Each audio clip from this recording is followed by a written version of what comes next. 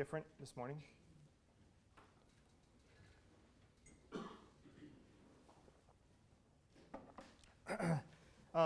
Couple of questions have come up that are not strictly on top of where we are, but I am going to pick us back up here in Titus chapter 1, and I want to run through, I've got 3 things I want to try to hit this morning, so if I don't call on you when you've raised your hand, it's not personal. There's just, I've got an outline that's a little more rigid than I sometimes do, and I want to try to get through these things so that we're all clear on these points.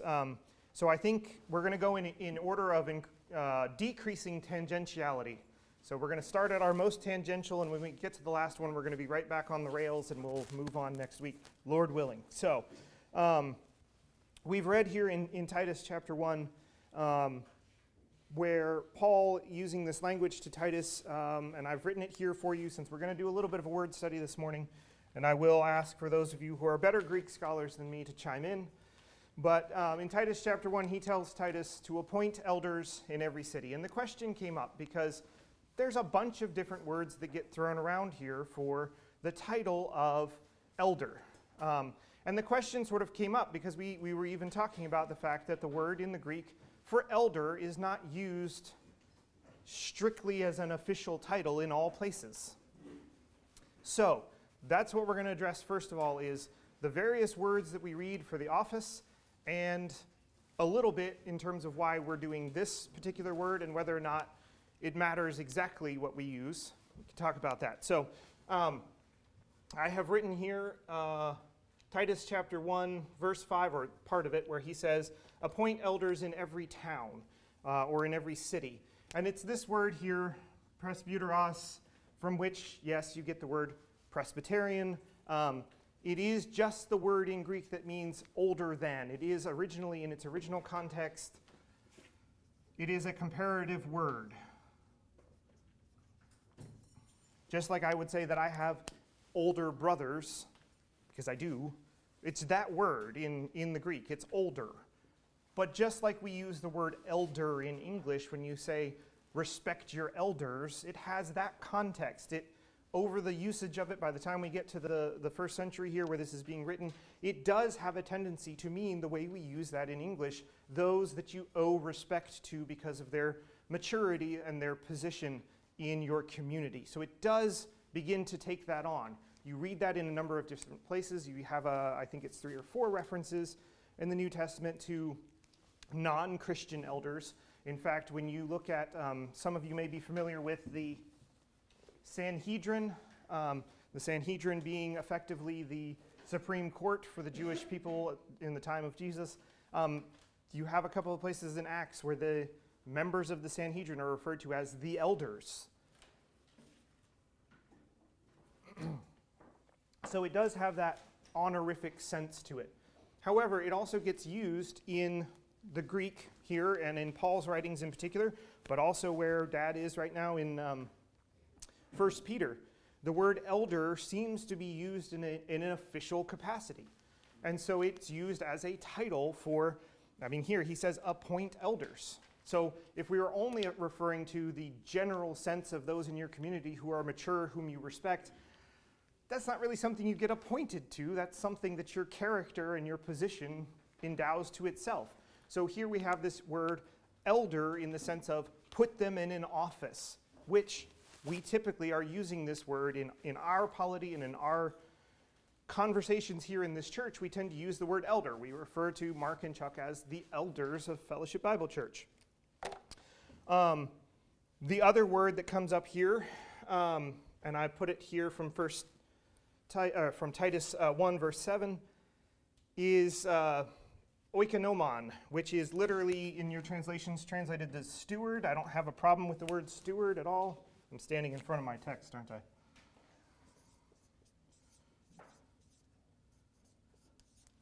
This is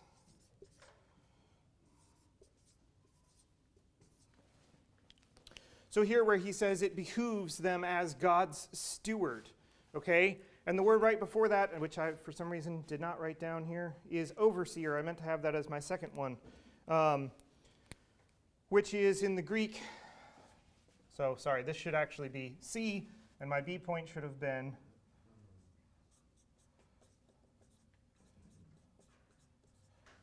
which we translate as overseer in the English. Okay, and we did talk a little bit about this word when we were talking contextually about that particular passage, the idea of overseer. It is a compound word meaning one who looks or this is sort of around or over the epi, and then the skopos is the same word where we get scope from. It is the looking, the intent, or even targeting sense of that word. But this is also where, if you follow linguistic drift, but I'm going to use this color. Why not? This goes into Latin, so you can blame it on the Catholics.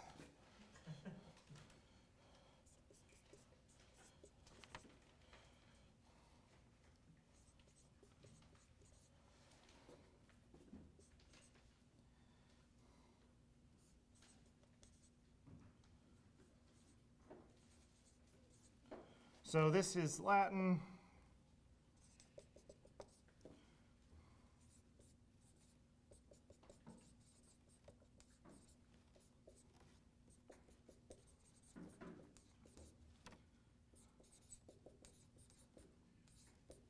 Some of your translations may even have the word bishop there, depending on if you've got an older translation. That's how we get the word bishop out of episkopos. Okay, so it went Latin, it went Old English, it went into English, it became bishop in that direction. So if you ever wondered, why do we say bishop? Because you can't find the word bishop in Greek. It's not a Greek word. It comes from that word, which is quite literally overseer. It's a compound word, okay? So that is one of the terms you will find used in various places, is bishop. That's where that comes from. Third one there is steward. This is not unique to this office. This is the same word, the same way we use the word steward in English. If you care about linguistics in that way, oikonomon is very closely related to economy. That's where we get that word from. You could even translate this as economist if you were inclined to do that. Okay, the one in charge of the household economy. That's what that word root is about. So these are the words that we have here in Titus. I'm going to take us over now. Yes? Where's the steward in Titus? Where's that? That's in verse 7 where he says, yeah, so the overseer must be above reproach as God's steward. This is, so I did these out of order. This is part 1 and then part 2 of verse 7. Am I right in thinking that the steward is also a title, the ruler of the house, right? Ruler of the house, and so we did touch on this contextually. It's the same idea as Joseph's position in Potiphar's house, right? As you take your biblical example there, he was in charge of all of the particulars. He had charge over everything up to, but not including Potiphar himself, basically, is what we're told there of Joseph. And so it is used in that same way, a steward, one who is given responsibility for management of these things on someone else's behalf. That's the point there, okay? So that's not one that you find taken up as church office very much, but again, it's used in the Greek the same way it's used in the English. I'm going to jump over now to Ephesians chapter 4, and again, if I don't call on you or I don't run down every single part of this verse, you'll forgive me, because I'm trying to focus us in on specifically this phrasing here and why we do this. As we're talking about what it is to be an elder, because that's where we're starting here in Titus. That's what he's talking about. So, in Ephesians chapter 4, I'm going to pick up in verse 7 and read a couple of verses here just to give us the round here. Ephesians chapter 4, beginning in verse 7, Paul writes, "But to each one of us grace was given according to the measure of Christ's gift. Therefore it says, when he ascended on high, he led captive a host of captives, and he gave gifts to men." Now this expression, he ascended, what does it mean? Except that he had also descended into the lower parts of the earth. And he who descended is he himself who also ascended far above all the heavens so that he might fill all things. And he gave some as apostles, some as prophets, some as evangelists, and some as pastors and teachers, for the equipping of the saints for the work of ministry, to the building up of the body in Christ, until we all attain to the unity of the faith and the knowledge of the Son of God, to a mature man, to the measure of the stature which belongs to the fullness of Christ. As a result, we are no longer to be children tossed here and there by waves and carried about by every wind of doctrine, or by trickery of men, by craftiness and deceitful scheming. But speaking the truth in love, we are to grow up into all aspects, into him who is the head, namely Christ, from whom the whole body, being fitted and held together by what every joint supplies, according to the proper working of each individual part, causes the growth of the body for the building up of itself in love. Now, this passage, and I am going to fall into the classic trope of touching on this passage specifically to talk about the officers, but we're going to talk about other parts of it also as we go, Lord willing. So you get four titles, 5 words, and I'll explain what I mean as we go here. So, first of all, you get, it tells us that God gave these gifts to the church. He gave these gifts, some as apostolos. I bet you can guess what that means.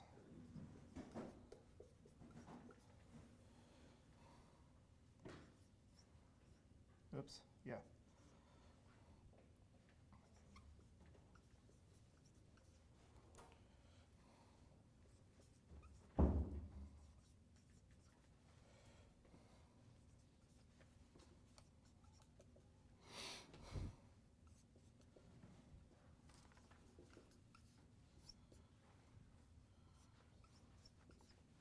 Okay.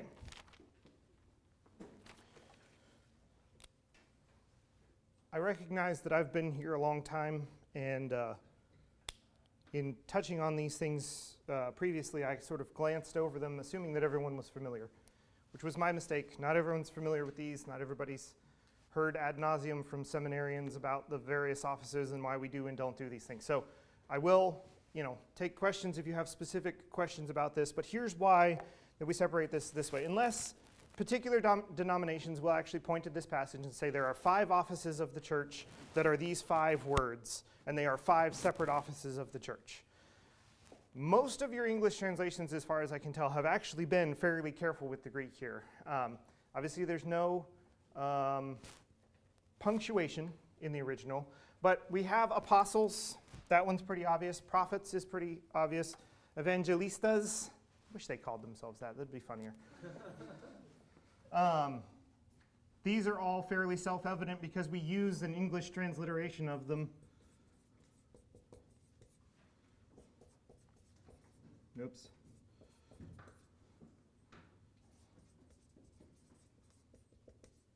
Now, these two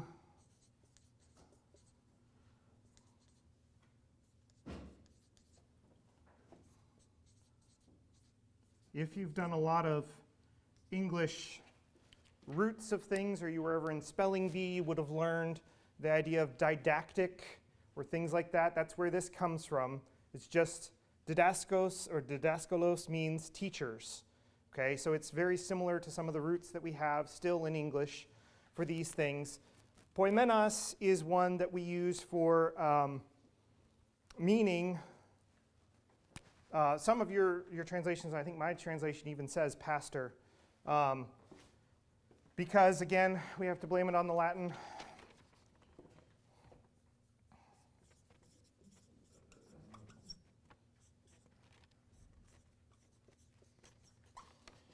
The Latin word for a shepherd was pascere.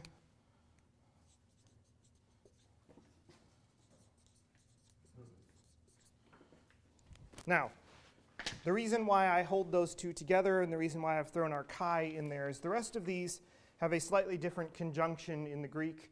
Many of your translations will say some as. It's a short two-letter little conjunction there that probably means as. It can sometimes be a conjunction that would be used as and, but kai is really our more definite and it's different from the preceding three. These ones all have between them, and now I'm not going to remember how to spell it. Where's my Greek help here? Oh yeah, so it's just day. I don't know why I couldn't remember that. So he writes to them this, basically. Oops, I should do it in the Greek letters. Day, and then he says some, poimenes, kai, didaskalos. So it's different. Those two are pushed together, which is, generally speaking, the interpretation that most go with. Your English translations may or may not differentiate that. It is the ones that I looked at did have a slight differentiation there for your benefit. So it's pastor-teacher, or pastor and teacher, together, in a way that is differentiated from apostles, prophets, evangelists, than pastor and teacher. Okay, so that's a unit together from the Greek. All right, so I'm not going to talk about whether I do or don't hold to apostles, prophets, evangelists. That's not our point specifically this morning. Our point this morning is there are a couple of different words that get used in the Greek and then get translated into English without necessarily a clear line of why we're saying one versus the other. These are given, Paul describes these as given by Christ, gifts to the church to fill these offices. We hold this idea of shepherds and teachers as synonymous with elders, okay? Synonymous with the office we are describing here. Synonymous with the office of as steward or as overseer. And that's the thing, is Paul wasn't all that worried about being clinical with his language when he does this, okay? So he uses, at minimum, these four terms of presbyteros, or five even, oikonomon, episkopos, poimenas, e didaskalos, meaning the various terms are applying to one role in the church. Okay? Is there any particular question or dispute that that's what's happening in these various passages, that he's describing an office of the church, which is what we think of when we say a pastor or an elder? Yeah. I have a note in my Bible, and I don't know when I wrote this, but it's probably during a class here, but it says Steward is the title. Episkopos is the function. Oh. And poimen is the method. Okay. Does that make sense? Like it's. Sure. I've got it written as it's always a verb. So it's not just, it's two shepherding. Shepherding is like the verb, so it becomes the function.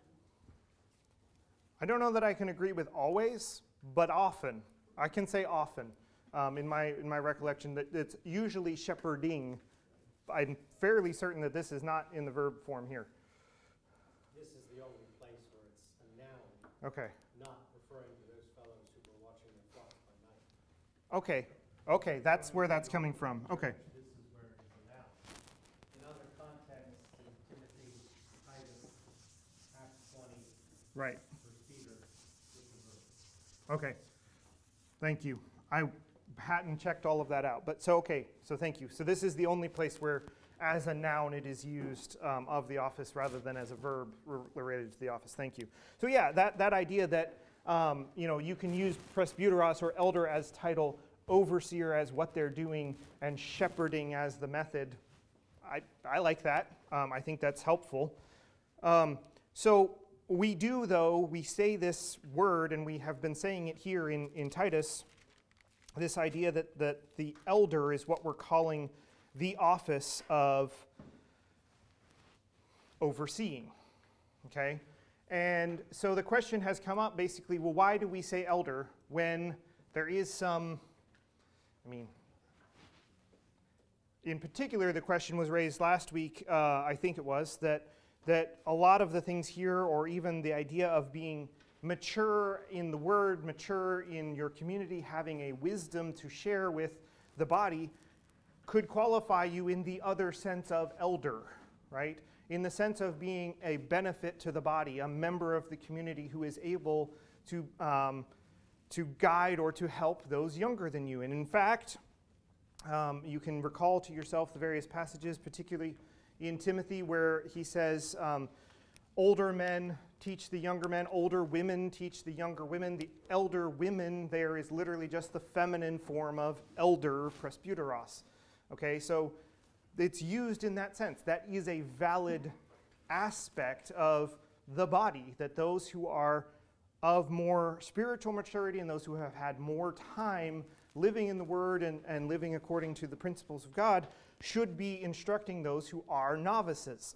In fact, we're told elsewhere that the elder or the overseer should not be a novice.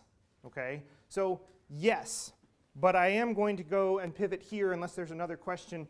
So I guess I'll finish this question. We use the term elder because that's the one I see most often. That also seems to encapsulate the idea of all of those things, that the elder as office is a pinnacle, and that's what he's showing us here in Titus and also in Timothy, a pinnacle of those traits that ought, yes, to be among the body as a whole, but the elder is to be above reproach in that way. Abigail. So we're talking about Venn diagrams that are family dinner last night. Yes. It seems like what we're looking at here is a Venn diagram. So there are going to be people in the church who are more spiritually mature. Not all of those, though, will be appointed to fill the office of elder. Right. So what I will say, the elders here have chosen to take on the word elder as the title. I'm not sure any of them would necessarily be upset if you said overseer. These words are used in a non-clinical way in the scriptures. We have a tendency to want to nail them down and say it has to be this. Pastor as shepherd, I think, is also valid. The reason we tend not to say that is because that's loaded with a lot of cultural baggage in our context. We often think of pastor as soul, the pastor of the church, the pastor, rather than pastoring in that active sense together. So that's why I think the elders have typically not used that. You had your hand up. Just that all words tend to pick up baggage as they move through time. Elder is maybe one of the least offensive, except that is the term the Mormons use for their leaders. Yeah. But nobody calls anybody an overseer. It's bishop, and that has a lot of baggage. Yeah. And maybe steward has the least. Then nobody knows what you are. Because we don't really know. And economist, that's got way too much. Yeah. The church economist, yeah.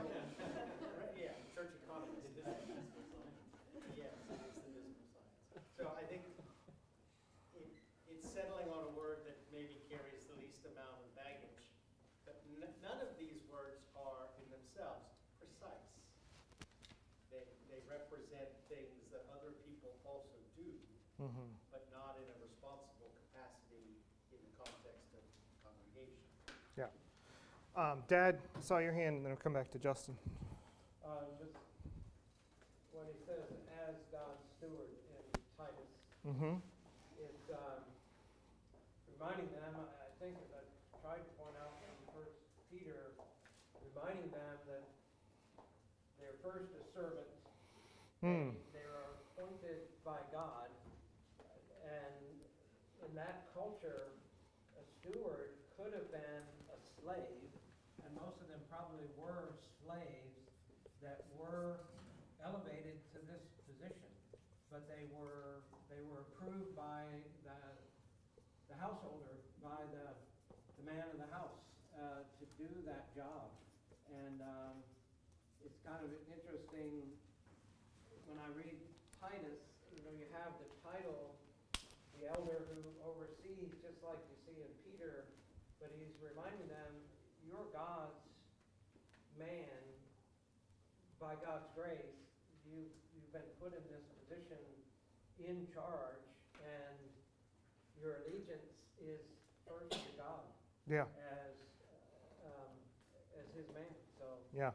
No, that's a very valid point. And you know, we find the word, sometimes it gets translated in your English translations as bond servant, literally slave. Okay, slave to Christ. And just as in the case of Joseph, was still a slave and yet was raised to that position of having that. It does not remove or negate the other aspects of being a Christian to be an elder. If anything, it is in some weird way a heightening of those things, but it also does not remove membership of the body. Okay, so we don't hold that the way that the Presbyterian polity does, where the elders are actually answerable to their presbytery, not to the body. We are members of the body. Okay, the elders are members of, given a certain role, just as all members of the body have ministerial roles. Justin, you had your hand up. Yeah, in terms of using this as like these are the officers, like it doesn't, I can see trying to use scripture here, but it's certainly not in the midst of like, do these things. It's in the midst of, these are the gifts given to you, and I'm also struck a little bit by the fact that it's in the like, don't squabble, build each other up in love, and how much squabbling results from this particular set of, but again, it strikes me more as like the charismata in the sense of, we want to look at it and go prescriptive, Yeah. whereas it's just it's speaking to a group of people that would have experienced these things, and these are the gifts that were given through Christ. But it doesn't feel like it has to be exclusive and this way at all times in all places. Like that's just not how I see it. And I just don't know if that. No, I can agree with you wholeheartedly there, and that's part of why I say these words are not, and I think Chuck said, they're not precise because there is some overlap. They're also not clinical definitions that way. There is actually maybe a lesson in the sense that there is not one definite clinical term for the person who is leading the body, actually, because Paul doesn't care to have it defined that way. What it is defined by is the things that he's speaking of here in Titus. It's defined by the things that he gives in 1st and 2nd Timothy. It's defined even by some of the things that we have in Corinthians and Ephesians and other places. So if you want to say various words, that is also okay. I think it's important to understand that every church has their way of doing it, and this church has a certain way of doing it that's not going to be the same. But there's nothing unbiblical about the way other churches do it. This body has, there can be. Yes. There can be. Sure. But for the most part, the polity is left open to the individual bodies to make a decision on how best fits their needs.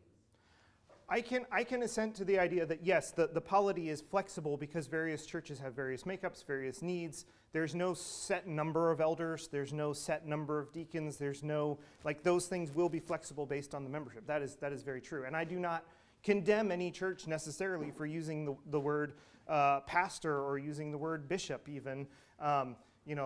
Apostles, I might side-eye you quite a bit, but we'll come back to that at another point. Did you have your hand up? I would say that while that is absolutely true and historically true, Paul also says all things are permissible, Yeah. but not all things are possible. And polity matters. And the order that a congregation chooses will often determine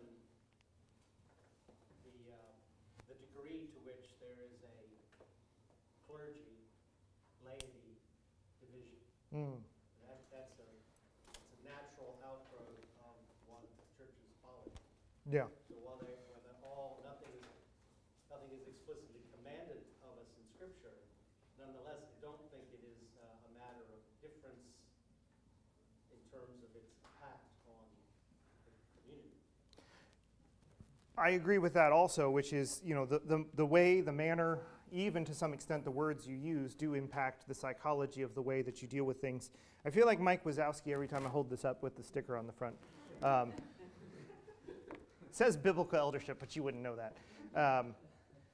There's several of these back in the library. I recommend it, not because it's gospel, but because he's actually fairly thorough in his examination of these things. And he does touch a little bit actually on the idea of flexibility versus, so he highlights a number of places where he's encountered, frankly, terrible polity in some of the things it's done, but also has a number of sections where he talks about what he sees biblically in terms of the extent of flexibility within what is biblical. And I think that's what we're narrowing in on is biblically there is room for it to be shaped according to the need of that congregation. There are limits to that, as you're pointing out. There are limits to that, and it has to reflect first and foremost what is biblical there. I saw Nick's hand first, and then I'll come back to. I was just curious, is the Old Testament Mm-hmm. the most. Is there a reason for that, or just saying there's a bunch of different words? There are, and I would caution you in terms of looking at the Old Testament use of elder, because it's not exactly the same as this, because the Old Testament had a priesthood, okay, and the Old Testament had other prescriptions for how they were to interact as a whole and how they were to interact actually in their approach to God, whereas we are told we're a royal priesthood. And we've talked a little bit about this, that there is no sense in which the elder becomes a cleric who is going to God on your behalf. That's not what we're doing. Okay, that's not it. Strictly speaking, neither were their elders. Neither, well, that's where I'm coming to. Part of So basic government. the priesthood, in that sense, were intended to be those who were allowed to enter and to put the things on the altar and do those specific functions. The elders were more of a almost democratic function within them, not truly democratic, but the idea of the elders representing groups of people below them, right? So there would be elders, a number of elders in each town or village, and at times the elders would be called together in various ways to make decisions, and you would have elders from multiple towns in certain passages that have gathered together. And even the non-Christian use of elders in the New Testament in a couple of places seems to be referring to that semi-governmental structure. There's a couple of places in Acts where that comes up. I say non-Christian because the Jews had a tradition that stretches back. It's actually pre-Moses. Some people point to Moses's advice from Jethro's advice to Moses, I'll put it that way around, to appoint men over various groups so that he's not having to judge everybody and sit there all day long. I don't remember the specific numbers. It's something like hundreds and 50s and 10s. So that there's a sort of structuring there where there's levels of authority. There is actually reference before that in Exodus where when God from the burning bush speaks to Moses, he says, "Go to the elders of Israel in Egypt and tell them I have heard their cries," right? So there is an organic arising of the elders as effectively a governmental structure amongst the people, not dissimilar to what you can see anthropologically in many societies. That elders and the more mature members of the society have that role. So I do distinguish the Christian New Testament use of elder. There are lessons you can draw from the Old Testament elders, but they're not really the same. I would be careful, like just doing a word study and looking up everywhere you find the word elder. You're gonna go in some strange directions doing that. Dad, I think I saw your hand up also. In my study in Peter, there are several commentators that bring up the idea that Peter he just kind of puts elders out there without building the structure of the church. That's the words they use, the structure of the church. And I've been trying to understand what do they mean by Peter not explaining the structure of the church. What they rest on is that, well, this was a young church. They were displaced. They had come to Asia Minor, maybe because of persecution or whatever, and that he was trying to establish these new churches. But when going back to Titus, the steward does not report to a bishop who reports to a presbyter. Right. He's the one man. Correct. And so I'm thinking, what else do you need? This is what we've been given from Acts, from Peter, that the elders are among the flock, and yet they are appointed to be the overseers as God's stewards. What else do you need? Yeah. No, that's exactly right. And actually Stroud points out in his book somewhere, I think near the end, he says not only does the biblical body need no more structure than elders and deacons, it should want or accept no more structure than that. That is one of the things that I've tried to point out here, is that the biblical structure of the church is relatively flat. Okay? We're not building this ladder of hierarchy up to a pope where there's like 8 or 12 layers of different people who have to report up the chain. That's not it. It is meant to be a body, a family, where the elders are, again, members of the body who have been given a particular role, just as the deacons are members of the body who have a particular role. And I do at some point want to talk about the idea that all the members of the church have a role to play in ministry. That's what he says there in Ephesians, is the role of the elder is to equip everyone to do the work of the ministry. Lauren. So to Mark's point and Justin's and Aaron's as well, I think sometimes we can kind of get removed with our structure here, not how harmful not following the structure can be. I have a friend who is in a different denomination, and so I'm seeing directly the impact of being separated from the body Yeah. and not being part of the body, and how that harms not just them and their family, but the body as a whole. That's a very, very valid point. Yes, so I think it is a point well made that the structure is both the biblical structure and has its role to play. That's why God gave it to us, that people should be integrated in this way.